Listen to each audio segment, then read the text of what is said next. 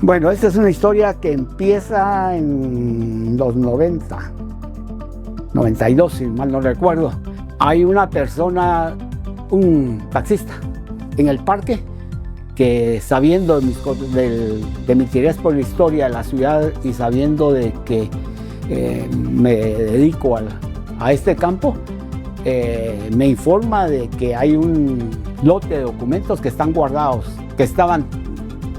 entre comillas, pero que estaban colocados en el basurero de los barrenderos del parque, y que es un lote de papelería bastante grande, ya que aparentemente era algo relativo a la historia de la ciudad. Hablé con la gente de la municipalidad y me permiten ingresar, y vamos encontrando que hay una documentación bastante extensa sobre la ciudad. En ese entonces, un primo, Héctor Vives, es el alcalde municipal. Lo logro interesar y me autoriza para que yo retire de ese lugar los documentos y lo podamos colocar en un lugar más adecuado para su limpieza. Lo cual efectivamente se hace. Y logramos en un primer momento, con el Consejo de Conservación de la ciudad, colocarlos en una casa que el Consejo tiene en la recolección. El problema es que lo encontramos con un deterioro muy severo. El deterioro es extremadamente severo y hay mucha documentación que tuvo que descartarse, pues. Y posteriormente, con ayuda de estudiantes catedráticos de la Escuela de Historia que venían cada fin de semana, logramos comenzar a medio ordenarlo y colocarlo de acuerdo a algunos documentos que daban la pauta de qué proceso de la administración era. Ahí estuvo ese archivo durante algunos años. Quiero recalcar en esto también de que coincide con la cesión que la municipalidad le hizo a la Embajada de España para fundar este centro, en el cual estamos ahora y en el cual está colocado el archivo, para que el archivo tuviese un espacio. Y también, cuando ya se restauró el edificio y hubo dónde colocarlo, me fueron colocando en diferentes lugares, cada vez uno mejor que otro, y hasta que me dieron estos espacios en los que está situado el archivo. También a esto la buena voluntad de muchos directores del centro, la venida de algunos personajes de archivos españoles que se interesaron, que nos han colaborado, mandando técnicos, que fue por lo que se empezó a trabajar el archivo y darle una mejor condición y las primeras señas de clasificación. Desde los 90 es que hemos estado empezando con esto. Inicialmente, como les conté, eran los compañeros catedráticos, amigos que colaboraron con nosotros, y posteriormente se ha incorporado conmigo, trabajando mucho, y es el cerebro de la clasificación, Ana Arriola. Ella es la que tiene la tecnificación de este fondo. El archivo es un fondo que, el documento más antiguo es un documento de 1778, que es una exhortativa a los habitantes de la ciudad que todavía habían permanecido en este espacio y que se resistían a irse. Entonces está enviado a 8 funcionarios, es una nota a 8 funcionarios españoles, para que se retiren de aquí, que se trasladen al nuevo asentamiento. Pero luego hay un lapso de tiempo, es poca la documentación que se tiene, o la mayor parte, me imagino, están en el archivo de Centroamérica.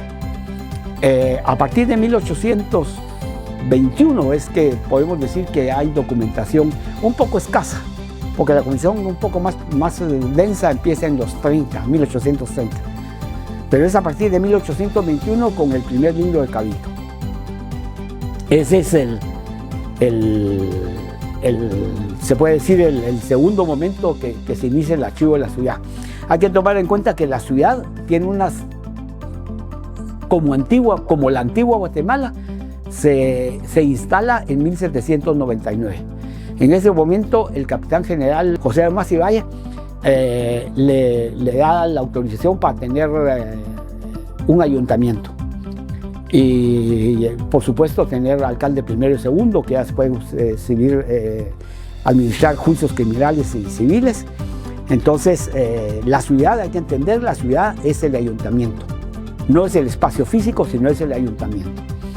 Y a partir de eso es que hay una toma de conciencia de las autoridades de que es imposible abandonar el sitio, y que se le llama también la antigua Guatemala para diferenciarlo de la vieja ciudad, que es la actual Ciudad Vieja, y de la nueva ciudad, que es la fundación de 1776.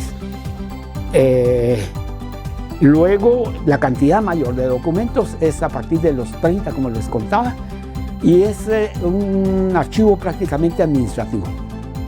Lo que nos va a contar este archivo, salvo algunos casos aislados, es una historia administrativa del municipio. ¿Cuál es la importancia de tener documentos? ¿Por qué guardar papel? ¿Por qué desafortunadamente en Guatemala los papeles siempre son vistos de menos? En cualquier lugar, en cualquier alcaldía, pregunten o vean en cualquier lugar que se encuentren dónde está el archivo municipal. Y nosotros hemos encontrado, a raíz del terremoto que anduvimos viendo archivos municipales, las respuestas eran desafortunadas de los mismos alcaldes. Es de la administración anterior, son papeles viejos. Están allá arriba, donde tenemos un gallinero, algo así. Los papeles es el alma de una institución y el alma de un país. El hecho histórico no puede cambiarse. Un 1821, un 1871, 1944, 1920. Bueno, son fechas tomadas al azar. Hay otras, muchas otras.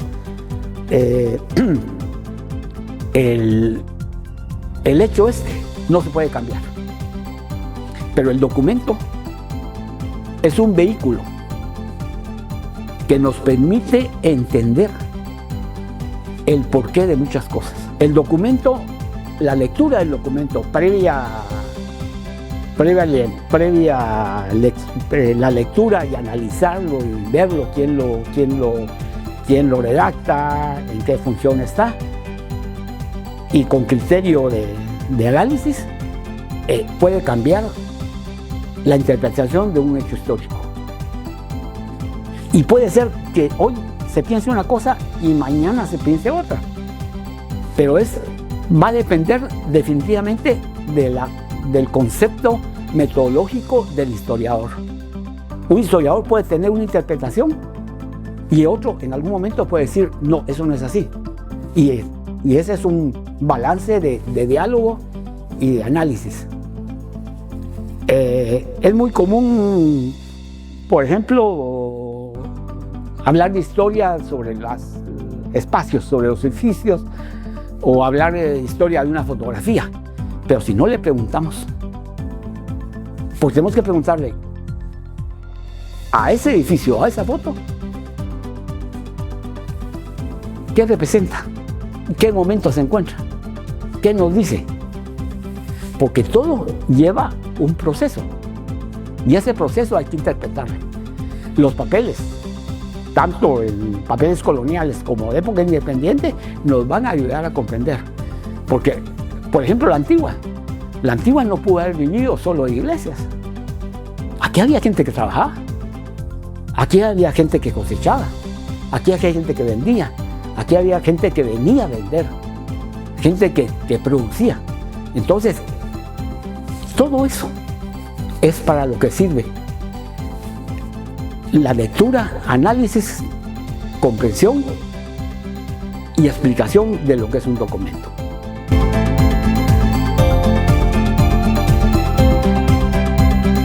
Mire, he recibido donaciones.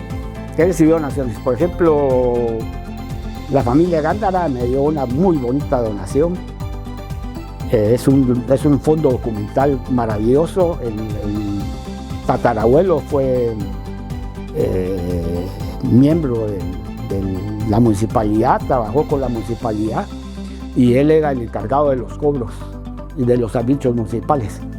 Esa documentación que nos dan nos cuenta mucho de la importancia que se tenía en ese entonces a hacer mejor una ciudad, conseguir fondos para administrarlos y invertirlos en la misma ciudad.